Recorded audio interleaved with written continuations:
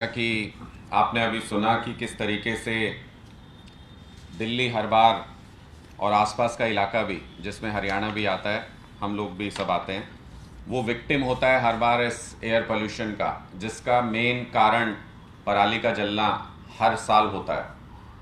आज हम इस प्रेस वार्ता को इसलिए कर रहे हैं क्योंकि अभी पराली का जलना शुरू हुआ है, इनिशियल फेज है, और अभी से जो खबरें आ रही हैं वो बहुत अलार्मिंग है। मैं हरियाणा के बारे में इसलिए बताना चाहता हूं क्योंकि हरियाणा गवर्नमेंट के क्लेम्स बहुत बड़े बड़े होते हैं, लेकिन जो योजनाएं बनाई गई इस पोल्यूशन को कम करने के लिए, पराली के जलने को कम करने के लिए, वो किस तरीके से ग्राउंड पर बिल्कुल भी लागू नहीं हो रही हैं। वो दो तीन फैक्ट्स मैं आपके सामने रखना चाहता हूं। अगर हम पिछले सालों से कंपेयर करें, 4 अक्टूबर को डे वाइज मैं आपको बता रहा हूं, तो 2021 में 2 फार्म फायर के इंसिडेंट थे, 2022 में 7 फार्म फायर के इंसिडेंट थे, और 2023 में 29 फार्म फायर के इंसिडेंट 4 अक्टूबर को देखने में आए। 8 अक्टूबर को अगर इसी तरह से कंपेयर करें, मैं उससे पहले 5 अक्टूबर को अगर कंपेयर करें, 2021 में 3 फायर इंसिडेंट थे, 2022 में 24 फायर इंसिडेंट थे, और 2023 में 24 फायर इंसिडेंट हैं। इसी तरीके से अगर 8 अक्टूबर को कंपेयर करें तो 2021 में 27 फायर इंसिडेंट थे, 2022 में इस दिन फायर इंसिडेंट नहीं थे, और 2023 में अगर देखें तो 55 फायर इंसिडेंट है। ओवरऑल अगर हम देखें तो अभी तक जैसा बताया भी कि 3 गुना ये बढ़ चुके हैं। 62 फायर इंसिडेंट अभी तक, आज की डेट तक 2021 में थे, 80 फायर इंसिडेंट 2022 में थे, और 2023 में 277 फायर इंसिडेंट अभी तक सैटेलाइट के जरिए देखे जा चुके हैं। ये क्यों हो रहा है इस बार, ये फायर इंसिडेंट क्यों बढ़ रहे हैं? क्या हरियाणा सरकार जानबूझकर हरियाणा के लोगों को, दिल्ली के लोगों को इस प्रदूषण की आग में झोंकना चाहती है? मेरा सीधा सवाल खट्टर साहब से है, और इसलिए है क्योंकि दो महत्वपूर्ण चीजें हैं जिनके आधार पर पराली के जलने को कम किया जा सकता है। हमारा साफ तौर पर यह मानना है कि किसान इस पूरे मामले में कभी भी एक्यूज्ड नहीं हो सकते। किसान इसमें विक्टिम है पूरे के पूरे मामले में, क्योंकि ना उनके पास नॉलेज कभी उनके साथ शेयर की गई, ना उनको मशीनरी उपलब्ध कराई गई, ना उनको वो संसाधन उपलब्ध कराए गए या वो स्कीम्स दी गई जिसके जरिए वो पराली का सही तरीके से समाधान कर सके।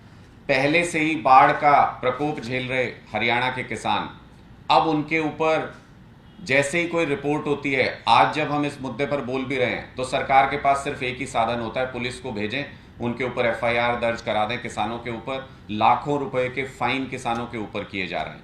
लेकिन सरकार ने क्या किया? दो महत्वपूर्ण चीजें हैं।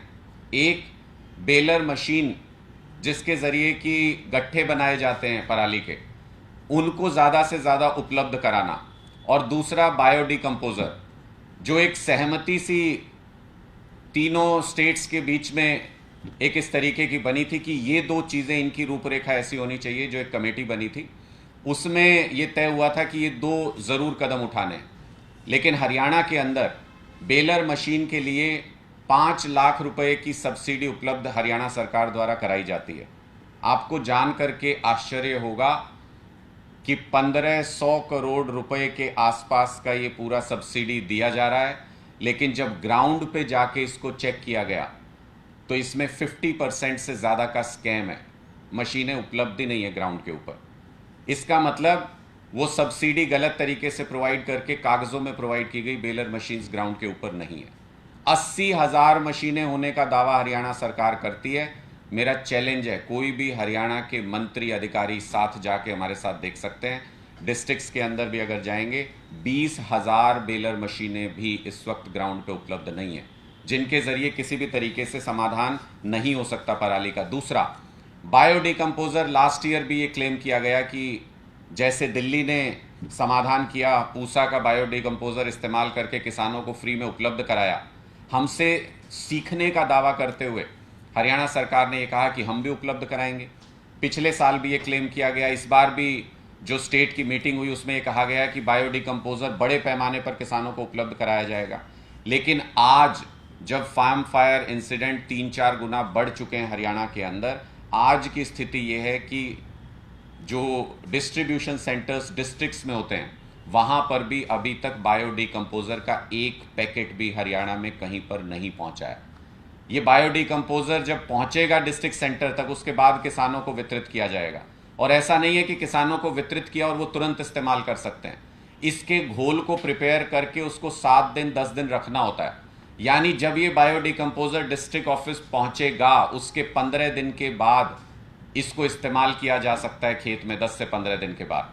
तो अगर अभी तक नहीं पहुंचा ये बायो डिकम्पोज़र, ये अटर फेलियर, सबसे बड़ा फेलियर खट्टर सरकार का मैं इसको मानता हूं कि अब जब पराली जलनी शुरू हो गई, किसान के पास कोई रास्ता ही नहीं बचा।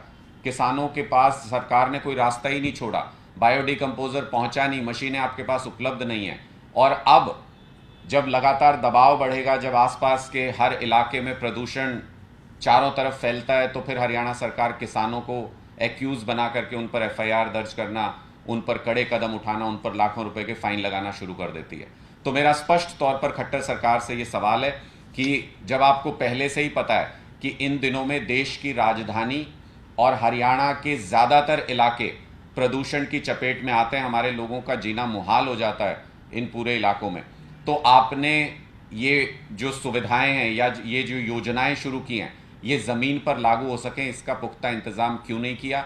और अगर हज़ारों लाखों लोगों को आप प्रदूषण के धुएं में घुटते हुए देख सकते हैं, या ऐसे इंतज़ामात कर दिए हैं आपकी सरकार ने कि आने वाले समय में ये प्रदूषण की समस्या बहुत ज़्यादा बढ़ने वाली है, तो क्या मुख्यमंत्री के तौर पर आपको कुर्सी पर बैठे रहने का अधिकार है? ये खट्टर साहब से हम पूछना चाहते हैं।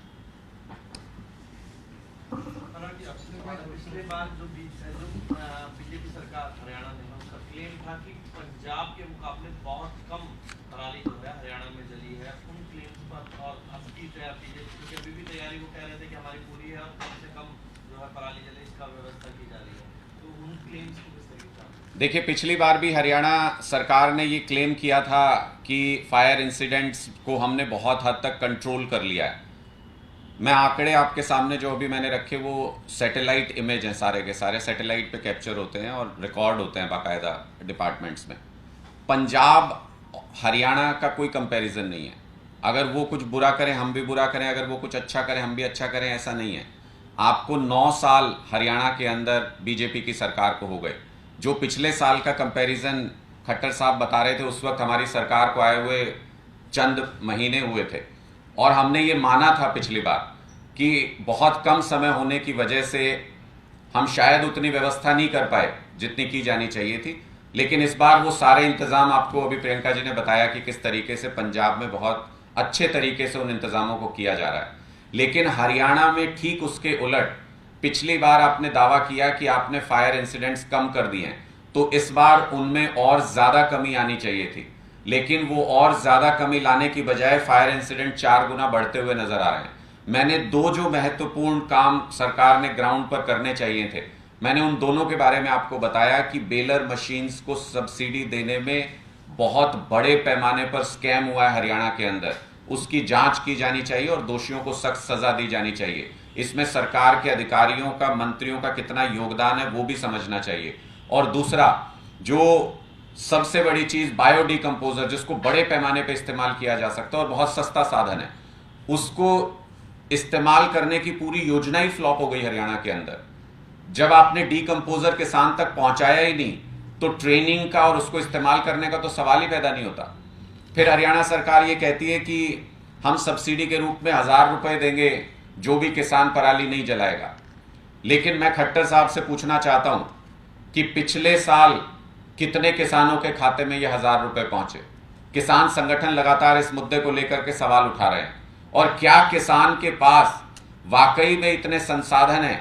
क्या किसान वाकई में इतना पैसे वाला है कि वो एडवांस में ये पैसे खर्च करके, मशीनों का इंतजाम करके, वो पराली का इंतजाम कर सकता है सही तरीके से, और उसके बाद सरकार उसको पैसे दे करके, उसको उसके पास पैसे पहुंचा करके उसका वो कंपनसेट करेगी?